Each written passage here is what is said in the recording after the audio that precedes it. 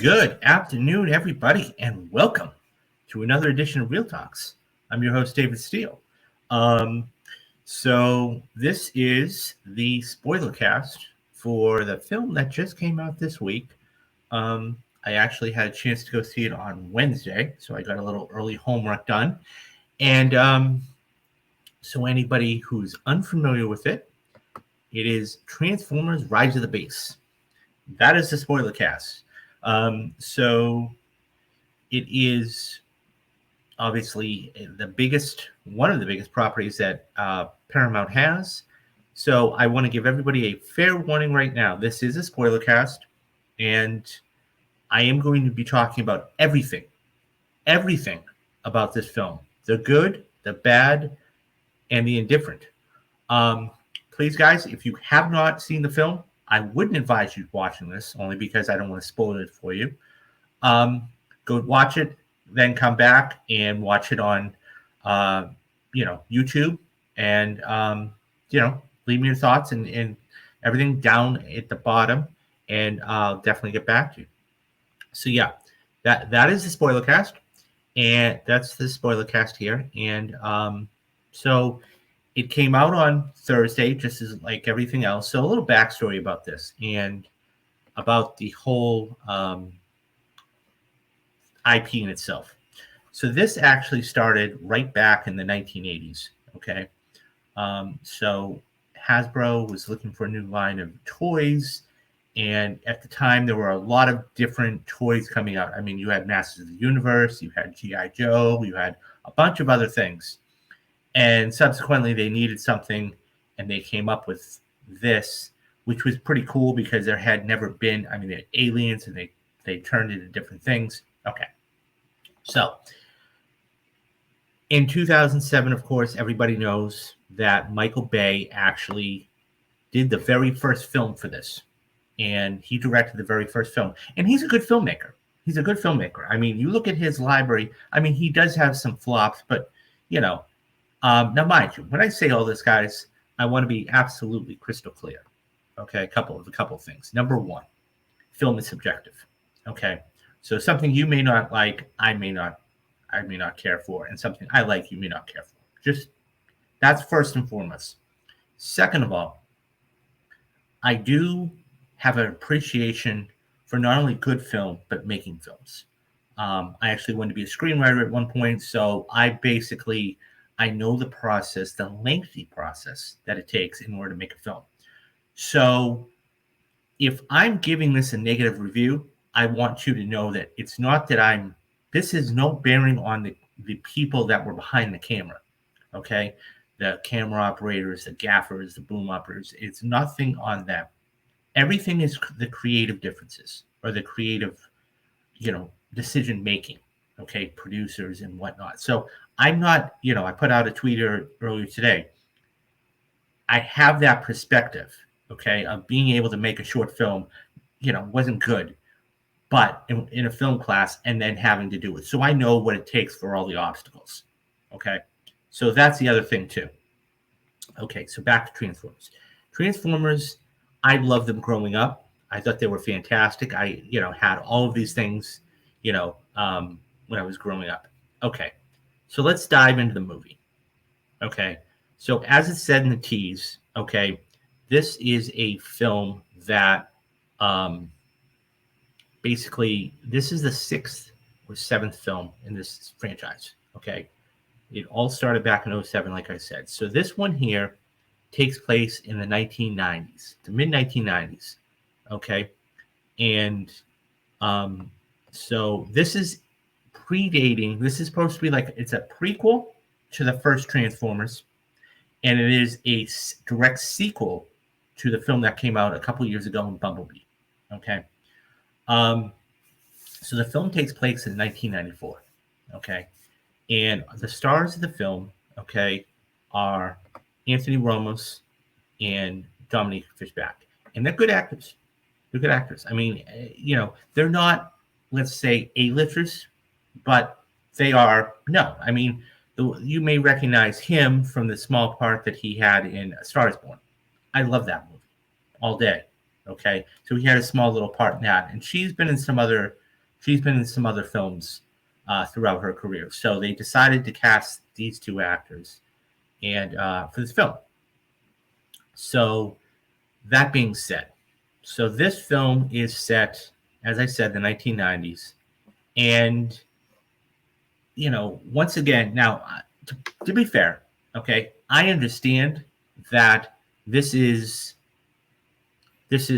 a popcorn eating, turn your brain off type of movie, okay, and that's what I had to do for Fast 10, okay.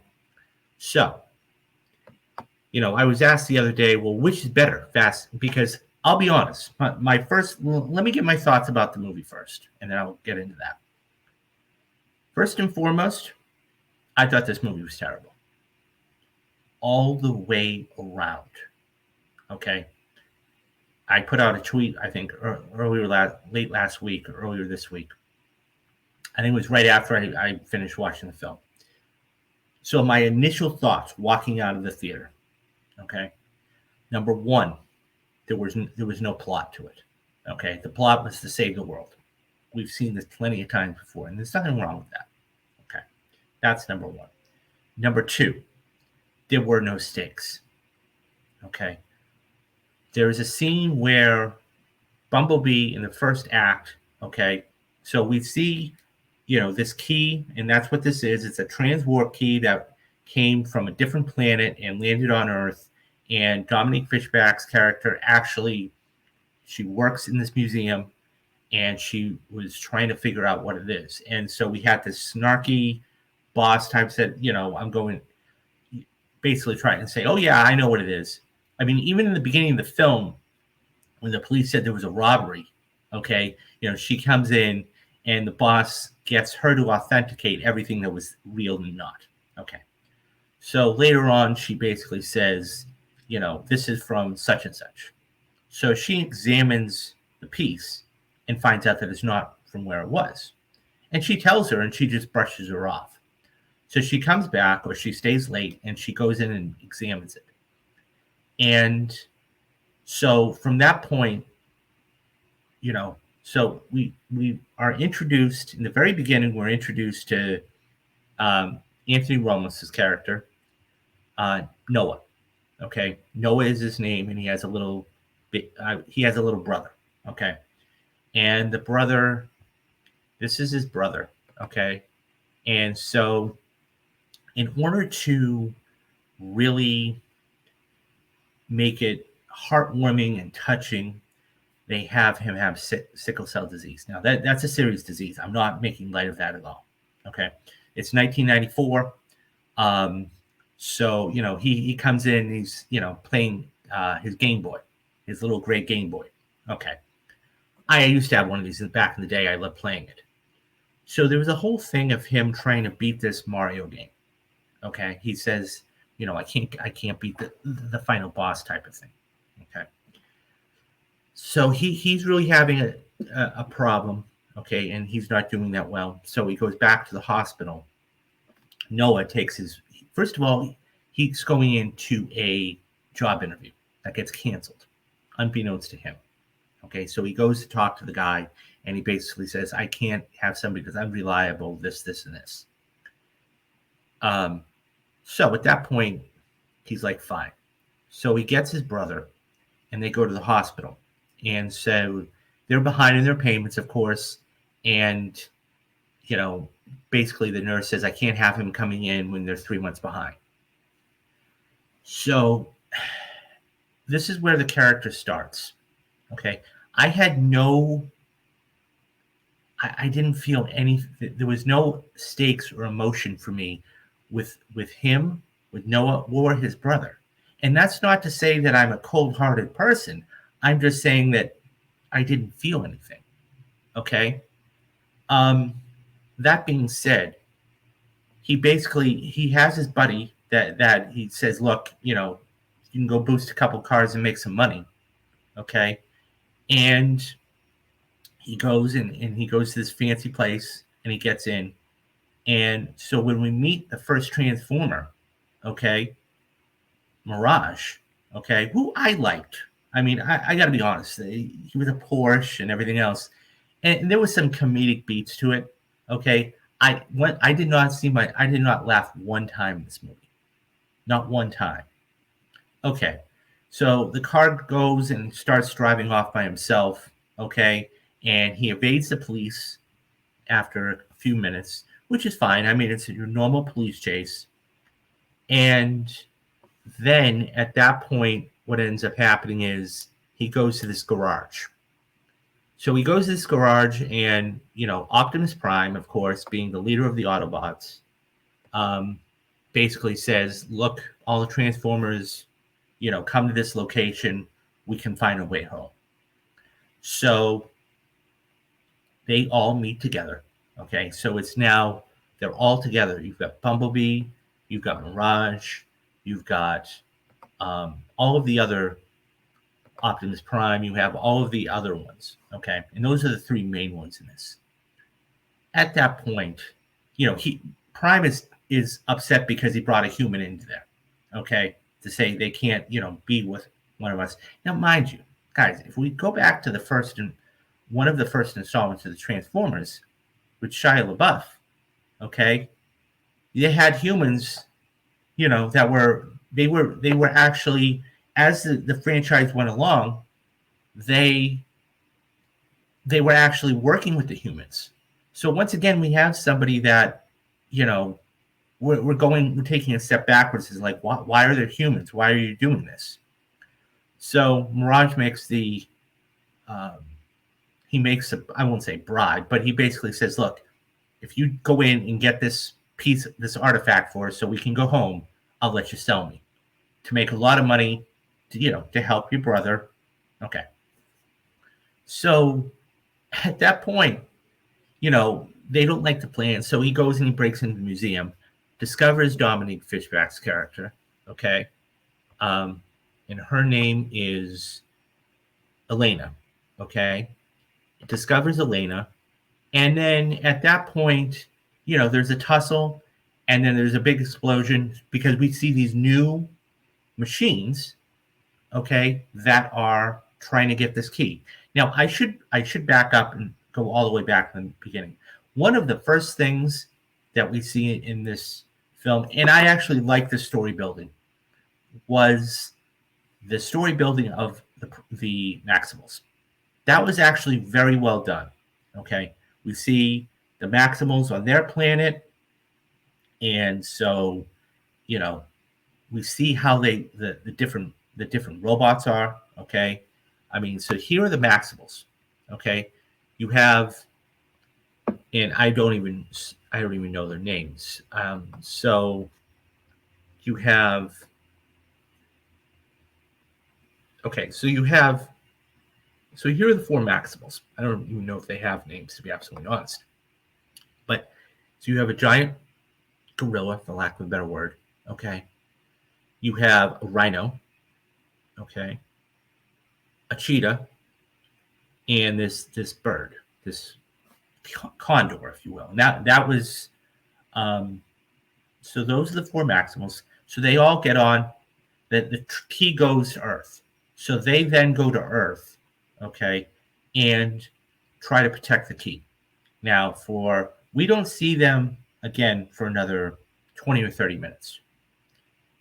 At that point, so they Dominique Fishback's character, Elena and Noah, now basically have to run and hide. So by the end of the first act, they're trying to figure out. Elena is very bright, by the way. I should make that thing, because she's very bright. I mean, she's the one that figured out this wasn't from this world. She figured out the markings. She figured out where to go. She's very bright in the film. So, that being said, so once they figure out that they have to go to Peru, okay, because that's where the other half. So there are two halves to this key. So the villain in this movie, okay, is Scourge, and I will bring there are two villains in this movie. Okay, there are two villains in this movie. We have Scourge, and we have Unicron. Scourge is essentially the proxy. Okay, he is the proxy. This is Scourge right here. Okay, and so we have he is the big bad, so to speak. I'm going to compare it to like the Avengers. He's like Loki. I mean, Thanos was the big bad. So this is the big bad, and he was trying to follow. He was on that other planet and trying to regain the key, and so he serves his master. Okay, and his master is Unicron, and Unicron is this giant planet-eating robot, and essentially, this is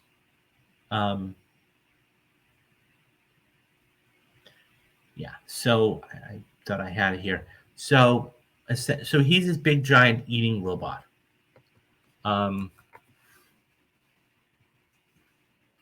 So this is Unicron. Okay, this is Unicron. This is the big bad of the whole thing. Okay, and Scourge basically is wanting. He wants to get the key so he can, help his master eat these planets, and he follows him. Okay.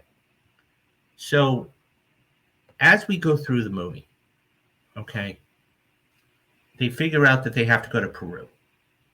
So they all go to Peru. And by the way, the good things about the good things about this movie were some of the shots from above. And yes, a lot of it was CGI with them walking, but you see the scope, okay? You see the scope of how they were and how big they were. So this is a small little picture of it. This is when they get to Peru, they finally encounter the Maximals. Okay, it's really, I would say, the start of the second act. And at that point, so they introduce themselves. So you have Optimus Prime there on the left, okay, and you have Optimus Primal there on the right. So he is the gorilla, and he's the leader of the Maximals. And then, as I said, you had all of these other Maximals. You had the cheetah one, you had the condor, and you had the rhino. Okay. So now they're going to try and find this key. And so once they try to find the key, okay, it's split into two parts. So that she figures out where this cave is. Okay, there are markings on somewhere in Peru with this temple, and they actually go and they're able to locate the cave. And so they go into this cave, okay, and so they find this tomb, if you will, with the same marking on it, and it's not there. So the Maximo said, look, we entrusted to these people of hundreds of years, generations, and they were the ones that have it. So there are three major battles, if you will, okay? The first battle is in the first act. The second battle is in the second act when the Scourge and everybody gets the second half of the key, okay? And the third is the final battle at the end. So Mirage gives him this little device, kind of like a little transformer thing with a light and a gun and everything else. So at that point, they find it. So they go and find the other half. Scourge and everybody come, and he gets the second half. And then it's one of those things where just like in any other end of the world scenario, they start to, do their thing, place what they want where, and everything else. And then we go into the third act. So in the second battle, Scourge hits this condor, okay, with something on the wing. And we see, one of the Dominic Elena say, are you okay? And she's like, I'll be fine. So we see her start to turn and be bad. And that's when the gorilla Primal just basically breaks her neck, which, by the way, is pretty brutal. Okay. I'm not going to lie. And so that was a death in itself, whatever it takes type of thing to protect it. Now, the other thing too is, okay, and I got to say this, Bumblebee, because this is a spoiler cast, I'm going to spill everything. Bumblebee actually gets killed in the first act. And this is why I said there were no stakes. Bumblebee actually gets killed in the first act. Pretty brutally, too, I might add. So Scourge actually, there's the battle. Okay, so that's Bumblebee in the yellow. Okay, so that's Mirage there over there on the right. Optimus in the middle, your Maxwell Primal, the Rhino, and then the Condor. So, as I said, Scourge basically kills Bumblebee in the first act. And it's pretty brutal how he dies. Okay, so he's gonna go jump and like Superman punch him, and then Scourge just puts a big spear like thing through him. And he pulls out his spark plug. And this is, by the way, this is one of the reasons why I said there was no stakes. So at that point, it was so they obviously Prime is down, says no, please, so B is gone. B is gone for the rest of the first act, pretty much the rest of the movie. So they take him in Peru. They say, okay, well, what ends up happening is that they said, well, can he be repaired? And they said, no, not really, because of the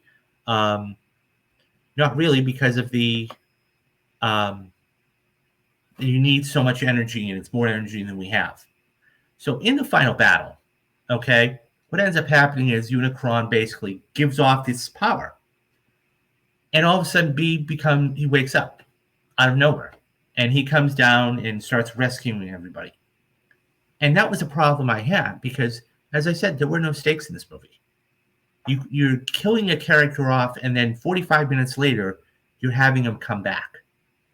And that was a serious problem that I had. And so, of course, Elena, okay, one of the things that she enjoys doing was singing. So on the plane ride, okay, she basically said that, I like to sing because she was humming or she was singing TLC's Waterfalls, and she says, when I'm nervous, I tend to sing. And so at that point, okay, fine. So in the big battle, she's the only one that knows this password that, she figures out. And so the bridge is there, and she basically tries to find the password on the bridge while the big battle is going on. Now, most people would be nervous out of their minds. You've got these explosions, you've got these things flying around, everything else. You would think she would start humming to herself or singing to try to calm herself down, and she doesn't. Okay?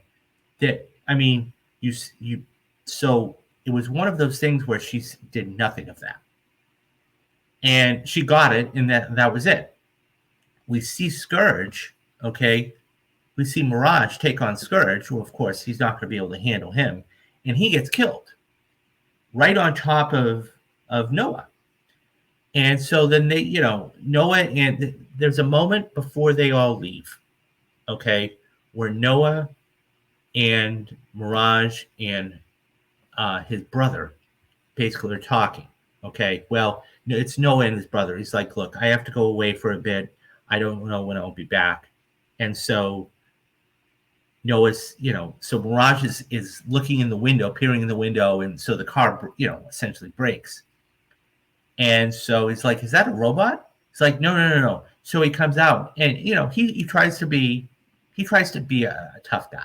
And I like that, right? He's trying to be brave. And he's like, you better take care of my brother, or I'm going to come after you type of thing. So he hands him the walkie-talkie. And so as, we see this as the, it's called the point of no return, where you think that the villain's going to win. You see Noah talking, or, his brother talking to him and saying, you can do this type of thing. And so at that point, Mirage says basically, look, I'm gone, but I want you to have this. So he transforms, basically, Noah gets his body into this supersonic type of suit. And it's like he becomes a transformer. And I thought that was pretty cool. And so I didn't think anything of it at the time. And in the ending, which I'll get to a little bit later, I could see the similarities now. So Noah basically says, "What's going on, big brother? There's a huge cloud here. You can do this." He says, "Look, there's some things going on. I'm not going to make it." He's like, "You can do it." So he gets a suit, and basically at that point he tries to fight Scourge. So Prime comes in and helps him out. Meanwhile, Dominic Fishback's character, Elena, is trying to figure out the code for this. So he figures out the code, but then the whole thing gets destroyed. So then Prime says, "You know what? I'm going to sacrifice myself for the greater good," because he was so worried about getting the Autobots home that he wasn't thinking about that. So Noah and him have a discussion to say, "I understand what you were doing," and everything else. Okay, so Noah decides. So everybody, first it's Noah, and then everybody tries to save him. So Prime gets saved. And from that, Unicron is defeated. I mean, the big bad is no more. And so Scourge, so actually what ends up happening is there's a big battle, the third battle between Scourge and Prime. So they had one in the first act where Scourge just basically beat him up pretty good. And that's where he watched B die. The second one, he fought him off. And the third one, he basically manhandled. Okay. At that point, so Scourge dies. Unicron, the bridge is being dissolved. They save him, and Unicron is no more. So at the end, of course, the world is saved, and everything else. So that essentially, I just told you the movie in 25 minutes. But let me digest, let me get my thoughts out, because I had a lot of thoughts. Number one, there was no plot to this movie. Okay. Sure, the plot was save the world. We've seen this plenty of times before. Whether it is, Armageddon, whether it's 2012, whether it's A Day After Tomorrow, whether it's Twister, whatever it is, disaster films. Okay. There was no plot. Okay. Second of all, there were no stakes. There were no stakes at all. Because the stakes, like I said in the beginning, okay, Bumblebee gets absolutely destroyed by Scourge. I mean, he gets a brutal death, by the way, like I said before, okay? He gets a spike, okay, right through him, and he's dead. We see his spark go out. And so at the end, okay, right in the third act, Unicron brings this surge of energy and revives him. There was no stakes. If you're going to kill a kid, look, Marvel is very, very bad for doing this. Okay, they are one of the worst at this. Okay, I'm not saying this happens just this franchise. There are plenty of other franchises that do this. If you're going to kill a character, kill them. Do not have them come back, because there's no loss there. Okay. And he starts doing his thing and everything else, blowing things up. Okay. That's number two. Number three, there were no payoffs. So at the end, once Unicron is done, okay, they say to Prime, Prime says, so Noah asks him, "Well, is he gone?" And he's like, "No, he's trapped in space." Well, that tells me that they're going to have him have this creature or have this big bad come back. Okay. I thought that was kind of lazy writing, just, okay, he's trapped. Because it's like anything else. You're going to see Unicron figure out a way to open a portal to get back to Earth in some capacity, right? Even though the key is already done. So that there was that. Then, as I said, you had no payoffs. For example, 3 I can think of off the top of my head. Okay. So at the end of the movie, and this was, by the way, I understand that they were trying to do something special, if you will, but the ending absolutely made 0 sense from a story point of view. Okay, creative view. Now look, one of the franchises that Paramount has, and has been trying to get going for the last, I don't know, 5-10 years, is G.I. Joe. G.I. Joe, I enjoyed Rise of Cobra. Okay. I thought was it the greatest movie in the world? No, definitely not. But it did a few things. Number one, it established the characters. Okay, it established Duke, it established Scarlet, it established all of these other characters. That's the first thing. Number two, it established a good villain, okay, in Cobra Commander. Okay. And by the end of the film, you even see Destro. Okay. And the twist there was that was the Baroness, okay, that was his brother, but he got Dr. Mindbender. So that was a cool little twist. So by the end of that film, okay, the Baroness is now, was Duke's fiance. And now she's, trying to figure things out. She wants to make amends. Okay. It was not the best movie in the world, but it established a couple things. And the third thing is it set up a sequel, right? It set up a sequel. Because in that underwater scene, okay, we see Dr. Mindbender actually become Cobra Commander. Okay. And Destro become Destro. Okay. So now we have a setup for a new big villain. The way they did this, so Noah goes in to try to find a job after saving the world. Okay.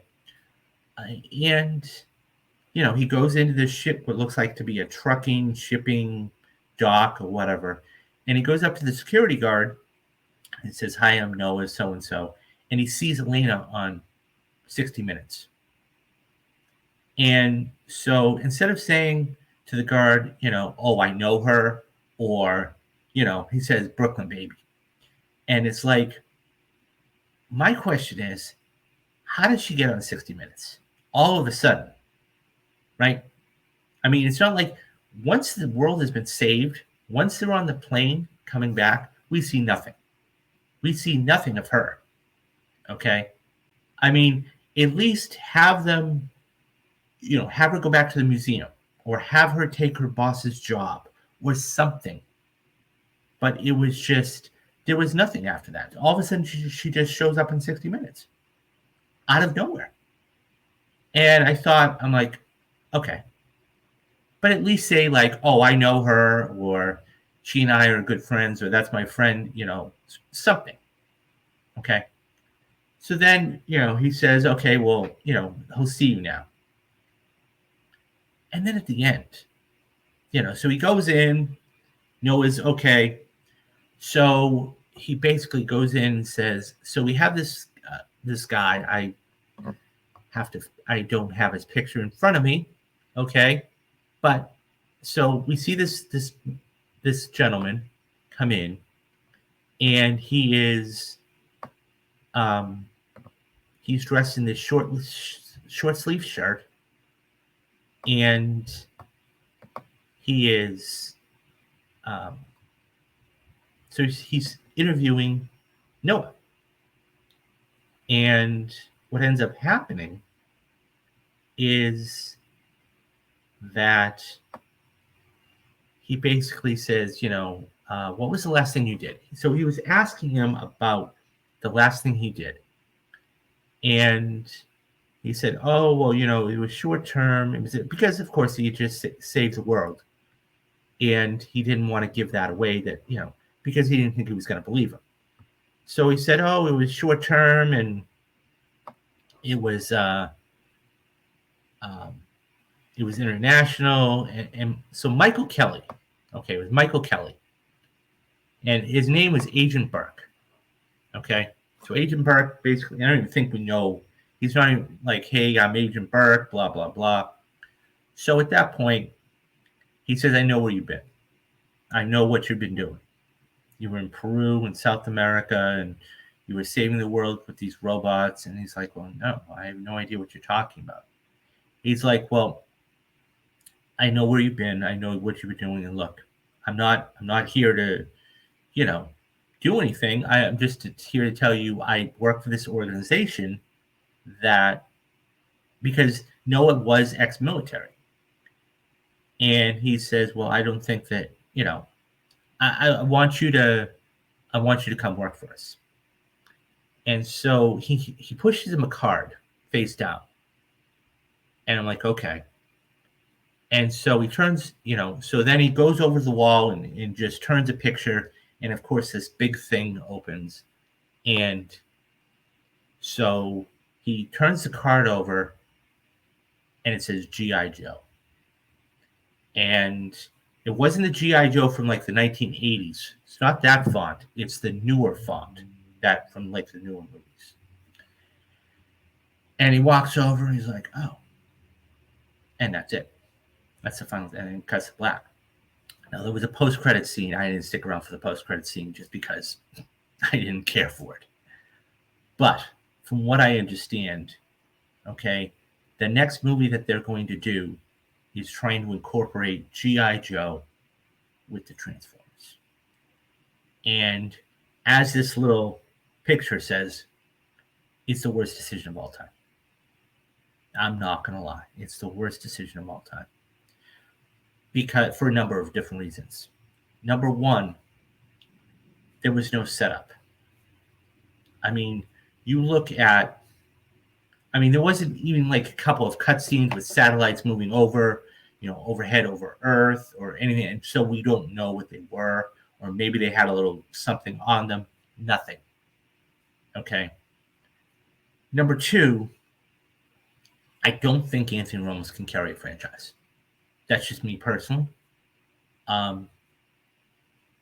Noah is not the type of character you can really think about to do that. I'm not saying you need, a Channing Tatum or anything else, but he is not that.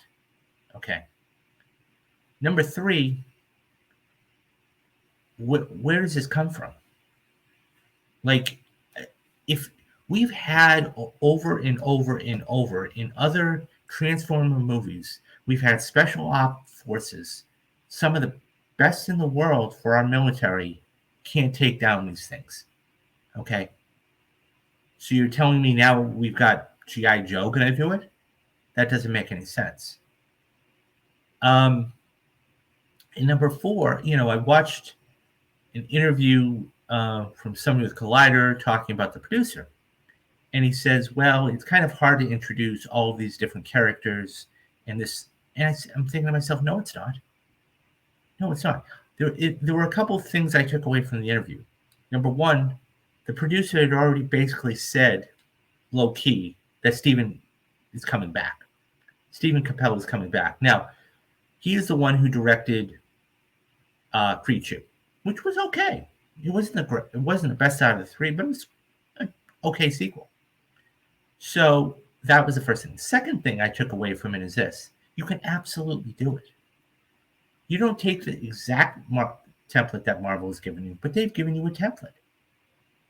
To the extent of you can do all of these different, a couple of movies with a couple of different characters and then have a payoff. It's going to take time, but that's the way it goes. And lastly, just a few years ago, people forget about this. Just a few years ago, as a matter of fact, I think it was 2 years ago, they tried to come out with Snake Eyes. Snake Eyes, it was 2021. And this movie is an absolute unmitigated disaster. Now, on IMDb as it stands right now, it's got a 5.4 out of 10. Okay.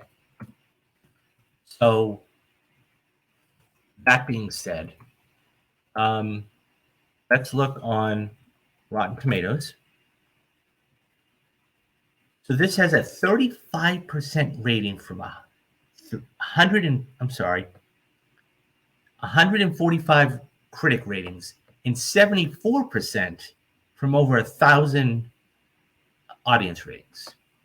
Now, that in itself is bad. So this movie ended up making, it had a budget of $88 million. Okay. It ended up, now, mind you, I have to say something here. This was during the pandemic too. Okay.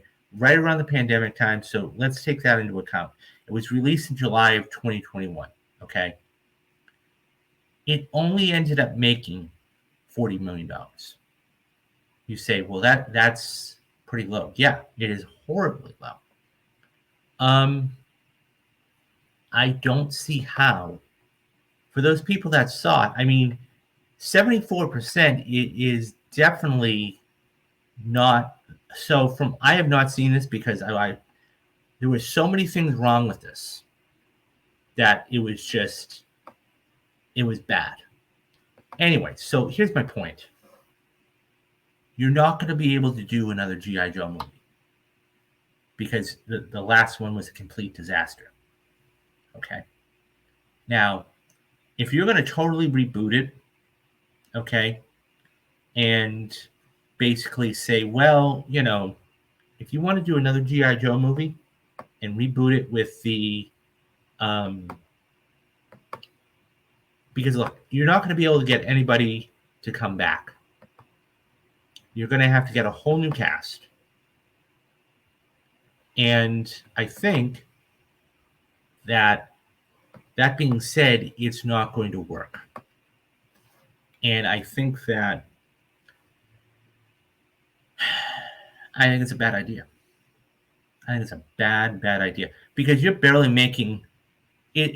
This is going to be lucky today to do so $50 or $60 million this weekend. So this actually comes from the Wrap.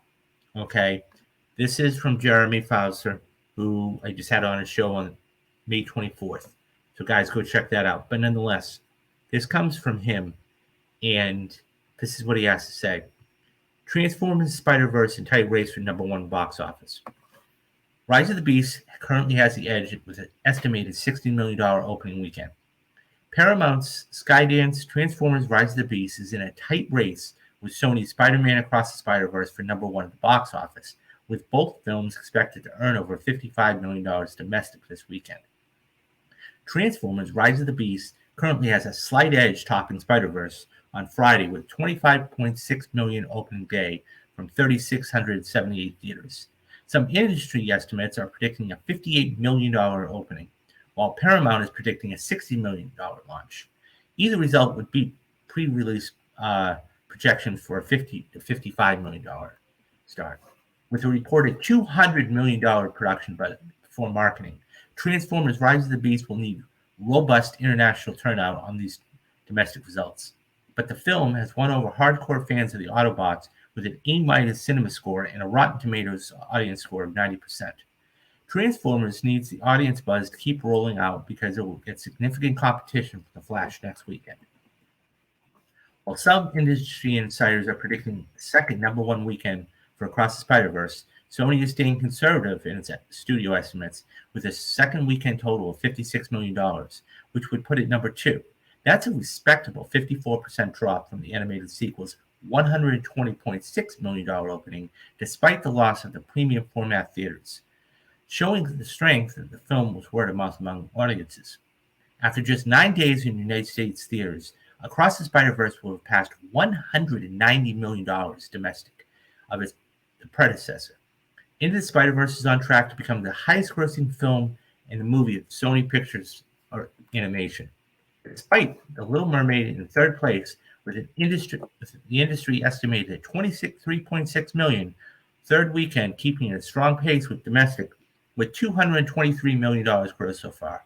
The Little Mermaid has performed similarly to past Disney remakes in the United States, but has struggled overseas and is just now passing $350 million global against a reported $250 million budget. Okay, a couple of things to keep in mind here. This is, if Spider-Verse, I said for a while that if there was one movie, okay, if there's 1 week that's going to kind of falter, the other movie behind it rather, is going to take its spot. And we're seeing that right now, okay? The fact that Spider-Verse is literally neck and neck with Transformers is fantastic news. Now, I expect Spider-Verse to drop significantly next week because of The Flash, okay? People are not going to go back, and if the word of mouth is not there, and yes, it has received, a 90% as far as on Rotten Tomatoes for audience scores. But the thing is that how long is that going to keep up? So it's got a 53% right now on 154 reviews and 90%. Look, and I get it. This is a popcorn movie. I am fully aware of that. Okay? But, I tried, somebody asked me the other day, what did you enjoy better? Fast 10 or Transformers? I said Fast 10. I enjoyed Fast 10 more because Jason Momoa was awesome. Okay? Was the plot crazy? Sure. Okay? Did they bring back dead characters? Yes. I can overlook that because I hadn't watched the 4 films prior to that. Okay? You say, well, what's the difference between that and this? Because here's the thing. This was in a 45-minute span. Okay? Now, I understand they did it over a couple movies. I'm not discounting that. What I'm getting at is 85% of this movie was CGI. Okay? They did as much as they could. Why do you think there was a $340 million budget?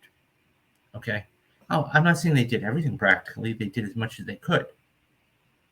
But this just didn't work for me. And the ending is so ludicrous. It's like they said, okay, what can we do to get a rise out of the crowd? I didn't like it at all. And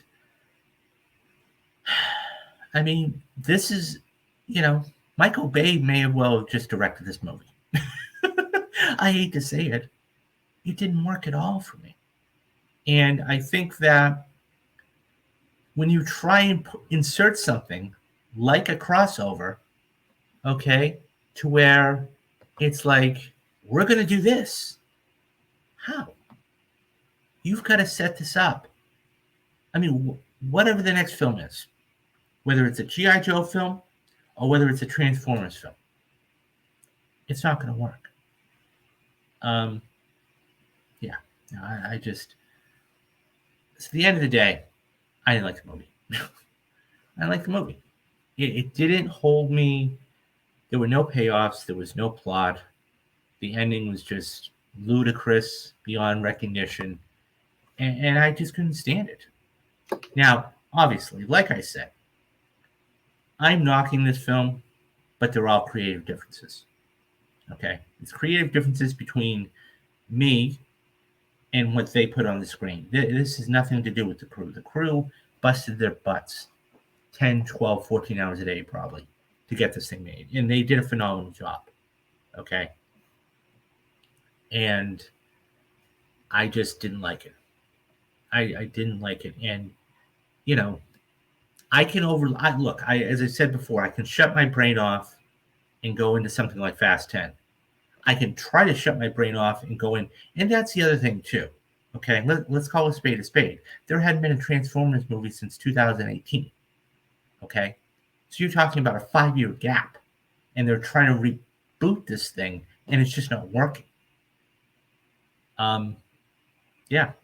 So it is what it is. Anyways, I've said it to somebody before, and I stand by this. Okay, this is going when we're all done in 2023. Mark my words, this is going to be on one of the top 10 worst movies of 2023. That's the way I feel. That's how bad this movie is on so many different levels.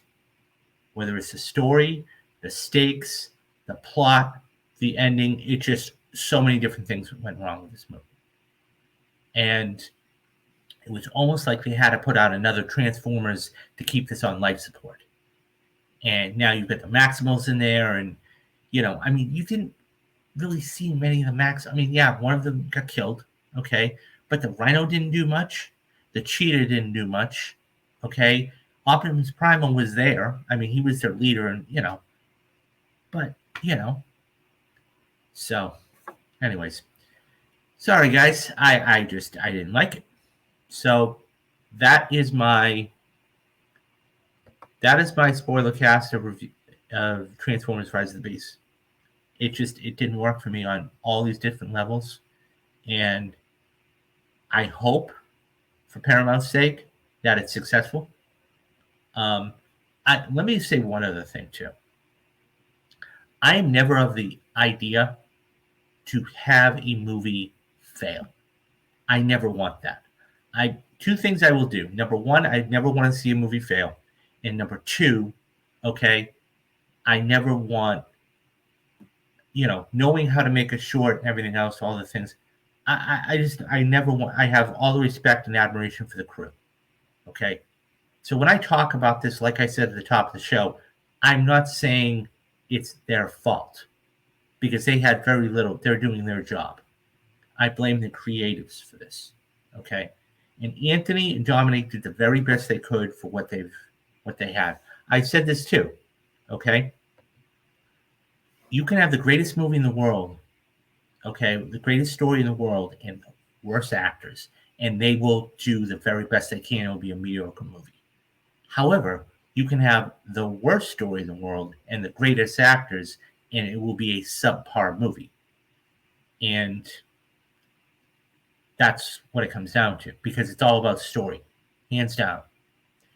Anyways, okay, so guys, that is my review of Transformers: Rise of the Beast. That is the spoiler cast for this. If you haven't seen it, go see it. Come back and watch this. I'm curious to get all your thoughts and comments. Leave them in the description box below.